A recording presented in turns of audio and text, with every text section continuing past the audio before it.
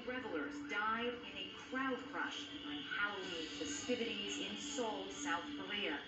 We have to warn you, the video you're about to watch is graphic. It is a horrifically chaotic scene. It seems as if this Halloween party, this event, was on this very narrow street.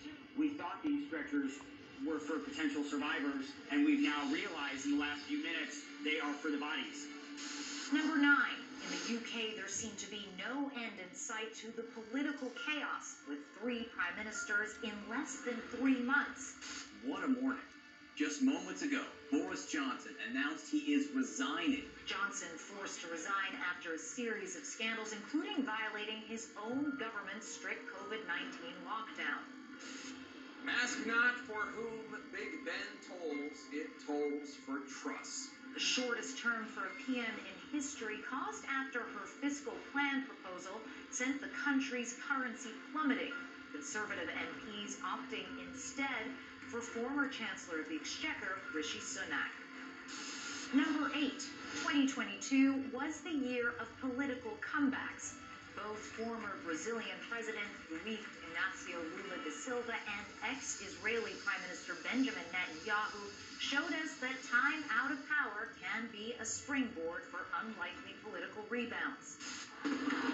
Supporters partied like it was 2003. Lula, who served 2 terms as president of Brazil from 2003 to 2011, beat conservative populist Jair Bolsonaro. Meanwhile, Israel's 5th election in under 4 years saw a triumphant return for Netanyahu, who is standing trial for corruption on charges he has long denied.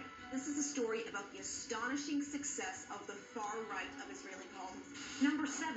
Ayman al-Zawahiri, America's most wanted terrorist, killed in a U.S. drone strike in downtown Kabul. Less than a year after the U.S. withdrawal from Afghanistan and a promise by the Taliban to never again provide sanctuary to terrorists. These types of incidents happen everywhere in the world. But they really don't.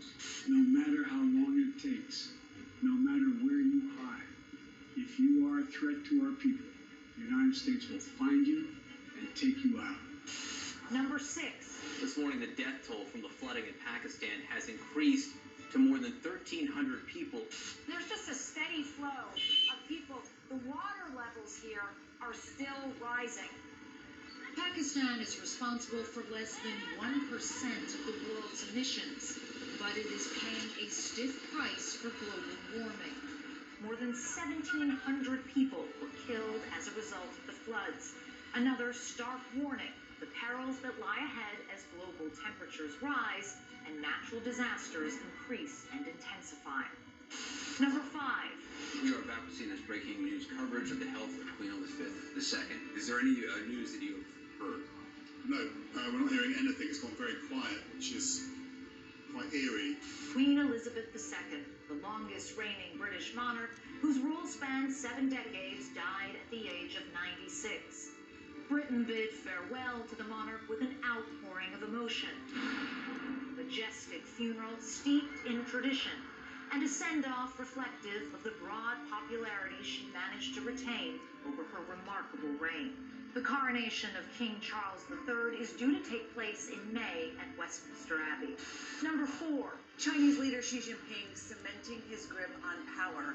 Xi emerges from the Communist Party Congress stronger than ever, securing a 3rd term as party chief, surrounded by his loyalists. Expect to see Xi Jinping double down on what he's been doing. So more Communist Party control over Chinese society, more crackdowns on dissent, more tensions with the United States, more aggression and intimidation of Taiwan.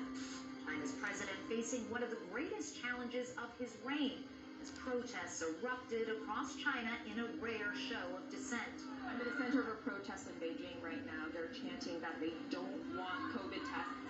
They want freedom. No protests of this scale, with demands for political reforms, have been seen since the Tiananmen pro-democracy protests in 1989. This is a police state that does not tolerate dissent. Number 3. Unprecedented demonstrations continue across Iran, ignited by the death of 22-year-old Kurdish Iranian woman Mahsa Amini in September. She was arrested by the Iranian morality police for allegedly violating the Islamic dress code for women. Women at the forefront of the protest, burning the headscarves they've been forced to wear for decades. Activists and experts say the ongoing protests are now a national uprising and one of the biggest challenges to the regime since its founding. Meanwhile, the crackdown continues to intensify. UN officials say more than 14,000 people have been arrested, while Iran admits more than 300 have been killed in the unrest. Number 2, 2022 saw the world slowly emerge from the COVID pandemic, only to inch towards a global recession. Gas prices are rising once again after Russia said it will reduce flows of its last natural gas pipeline to Europe. Factors including Russia's war in Ukraine and China's continued COVID lockdown have disrupted supply chains and spurred inflation worldwide. Globally, the year will likely end with more than 45 million people at risk of famine. Higher food prices having a deadly impact on nearly 20 hotspots around the world. Number 1.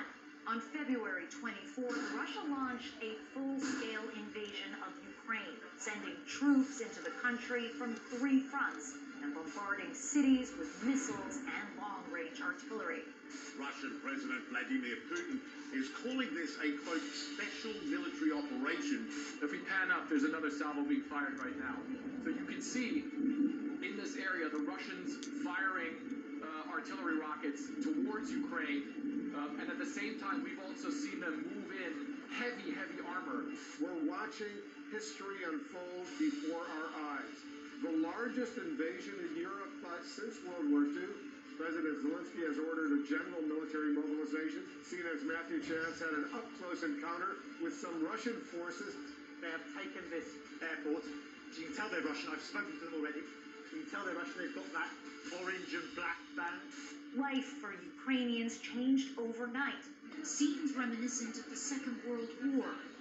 You wake up and you find out that the world is no longer the safe place you imagined. The UN says almost 8 million people have fled the country since then. Many more have been displaced internally, and at least 6,500 Ukrainian civilians have been killed, with more than 10,000 injured since Russia invaded the country in February.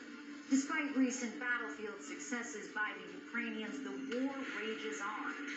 And in each newly liberated territory, there is grim evidence of what Ukraine says are Russian war crimes. Ukraine is now bracing itself for a cold winter. Russia has been targeting the country's power infrastructure in the hopes of freezing out a population that has already seen 9 months of unending destruction.